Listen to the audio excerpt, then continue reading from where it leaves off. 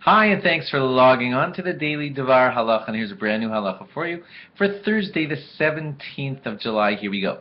You already know that there are no haircuts or shaves that are supposed to be done during the 3 weeks because of the sadness of this time. But the more specific laws we're going to tell you now. Like, for example, this might sound a little weird, but it is something that can happen. It is mentioned in the Shulchan Aruch that sometimes a man can have a mustache that's overgrowing and it's getting onto his food. May he just trim off the mustache hairs that are getting into his food, and to that the Shulchan Aruch says, yes, you are allowed to do that if your mustache is getting in the way of your food. Just to trim, to get rid of that problem alone.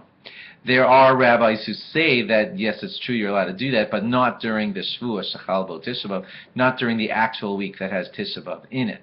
This year it would be the Sunday, Monday, right before Tisha B'Av, because Tisha B'Av is on a Tuesday. So on the Sunday, Monday, and of course the Tuesday, don't do any trimming even of your mustache, say some of the rabbis.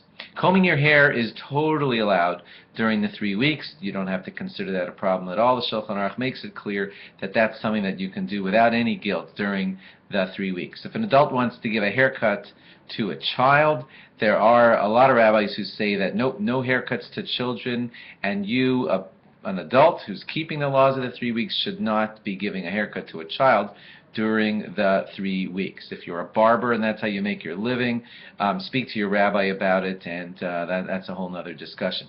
I'm assuming not so many barbers are hearing this halacha. Some poskim say that when we say that an adult should not give a haircut to a child, we only mean that it should not be done during the week in which Tisha B'Av lands, the Sunday, Monday, Tuesday, right before and including Tisha B'Av. But giving a haircut to a child the rest of the 3 weeks is an argument. As I told you, some say don't do it, and some say it would be okay. What if you're a person, a man, who shaves every single day for your work, and it would be considered like really bad work-wise for you if you didn't shave? So you should probably discuss that with your rabbi, and if it really is true that you would suffer at your workplace for not shaving during the 3 weeks, you may have permission. Speak to your rabbi again about it, but you may have permission to shave throughout the 3 weeks. But there are rabbis who say, okay, but try, if you can get away with it, to not shave at least during the last 9 days right before Tisha B'Av. And if you can't get away with that either, some rabbis say try not to shave at least the Sunday, Monday, Tuesday of this year when Tisha B'Av is actually coming out. In other words, in the week of Tisha B'Av, try not to shave then. But please discuss this with your rabbi because of your specific situation. If ladies of marriageable age or married ladies want to shave their legs, then they are allowed to do that.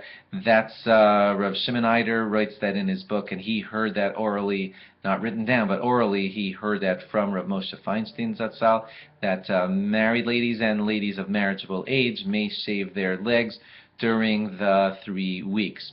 And lastly, if a bris comes out during the 3 weeks, then the moel, that's the man doing the circumcision, the sandik, that's the man holding the baby during the circumcision, and the father are allowed to take little haircuts or shaves in honor, or trims, in honor of the bris.